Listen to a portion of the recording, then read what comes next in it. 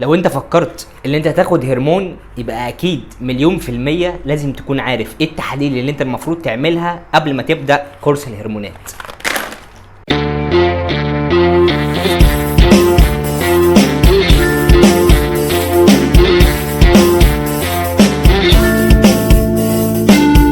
ازيكم؟ يا رب دايما تكونوا بخير. اتكلمت معاكم قبل كده عن الهرمونات والنانودرابولين والسيدي ستون والتستانون. لا، النانودرابولين لسه الفيديو ما نزلش، بس اكيد هينزل قريب يعني نازل. بس اتكلمت معاكم عن التستانون والسيدي ستون وايه الفرق بينهم. لو انت ما كنتش شفت كل الفيديوهات دي هكون سايبها لك في الاي اللي هتظهر معاك هنا وكمان في اخر الفيديو ده. بس فيديو النهارده هنتكلم فيه عن ايه التحاليل اللي المفروض اعملها قبل ما افكر ان انا اخد الهرمونات دي.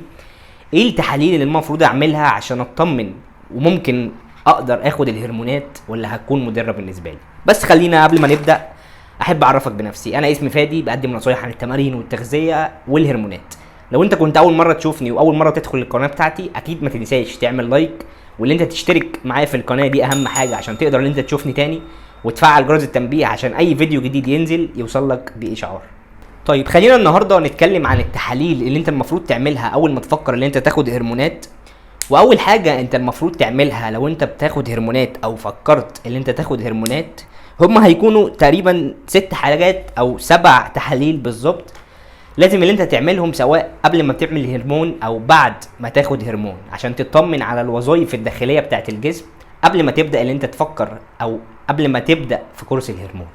طيب خلينا نبدا مع بعض. اول حاجه او اول تحليل المفروض اللي انت تعمله، بس خلينا الاول قبل ما نبدا عايز اقول لك ازاي تقدر اللي انت تقرا التحليل لنفسك، وازاي تعرف ايه الجرعه او ايه المتوسط بتاع التحليل بتاعك. زي الصوره اللي ظاهره قدامك دلوقتي دي بيقول لك الماكسيمم، او سواء عالي او قليل. تقدر ان انت تشوف الصوره اللي قدامك دي وهتفهم بشكل كبير جدا ازاي تعرف تقرا التحاليل بتاعتك، وتعرف ايه النسبه اللي انت المفروض توصل لها وايه النسبه اللي انت المفروض ما تتعدهاش لو انت بتاخد هرمون او سواء كنت طبيعي حتى.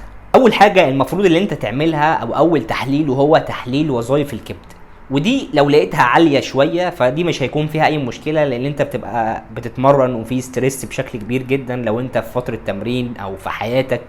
فدي لو لقيتها عاليه شويه فدي مش هيكون فيها اي مشكله. تاني تحليل المفروض اللي انت تعمله هو تحليل وظائف كلى. ده برضو مهم جدا ولازم اللي انت تعمله قبل ما تبدا اللي انت تاخد الهرمون عشان تطمن على الكلى بشكل كويس. تالت تحليل وهو تحليل التستوستيرون. ده بيكون تحليل شامل عشان تشوف نسبه التست اللي موجوده في الجسم دي بتكون كويسه ولا عاليه ولا قليله، عشان كمان بعد كورس الهرمون او في فتره الهرمونات كمان تعرف انت الجرعه اللي انت ماشي عليها دي كويسه ولا محتاجين اللي احنا نزود الجرعه شويه او نقللها شويه. فده كله بيتقاس بتحليل التستوستيرون اللي انت بتبدا اللي انت تعمله. طيب رابع حاجه وهو اختبار الاستروجين واختبار البروكلاتين. الاختبارين دول لازم اللي انت تعملهم قبل ما تبدا، عشان خاطر لو انت عندك في الحلمات بتحس ان انت في الم او بتحس حرقان في الحلمات نفسها، فدي برضو قبل ما نبدأ كورس الهرمون لازم نطمن على الموضوع ده. فبرضو الاختبارين دول مهمين جدا اللي انت تعملهم. سادس اختبار معانا وهو اختبار او سي بي سي اكيد مش قناة، ما علينا. سي بي سي وهو صورة دم كاملة. دي برضو بتبدأ اللي انت تعملها علشان تتضمن، عشان في بعض الهرمونات بتكون بتعمل سيولة في الدم، فبرضو دي لازم تطمن على الدم قبل ما تبدأ اللي انت تاخد هرمون. وبرضو لو انت بتاخد هرمون اصلا اوريدي وعملت التحليل ده في نص الهرمون فدي عادي اللي انت تلاقيها عالية شوية، فدي تطمن من ناحيتها مفيش فيها اي مشكلة. لو انت في فترة بتاخد فيها هرمون وعملت صورة الدم الكاملة دي فممكن تلاقيها عالية شوية. سابع حاجة وهو الجي اتش او اختبار الجي اتش، ده مش يعتبر مهم جدا لو انت هتاخد جي اتش، لان انت بكبيرك قوي ممكن تاخد يونت او 2 او 3، فمش هيكون كميه كبيره جدا. وده بيكون لو انت قررت ان انت تاخد الجي اتش، وبرضه هتكلم عنه في فيديو لوحده ايه هو الجي اتش او جروس الهرمون. ده بيكون عباره عن ايه، ده هتكلم عنه في فيديو لوحده بعيد عن فيديوهات الهرمونات. بس دي التحاليل اللي انت المفروض تعملها سواء اللي انت فكرت ان انت تاخد هرمون او خدت هرمون وما عملتش التحاليل دي. برضو لازم تبدا اللي انت تعمل التحاليل دي عشان تطمن الكورس اللي انت ماشي فيه ده كويس ولا لا. وتقدر ان انت تزود من حاجه او تقلل من حاجه، تكون ماشي صح بمعنى اصح.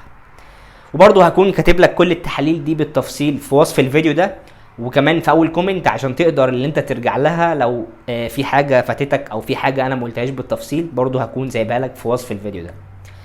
وبس كده، دي كانت كل حاجه في فيديو النهارده. اكيد بقى ما تنساش ان انت تشترك وتعمل لايك وشير بقى والحاجات الحلوه دي.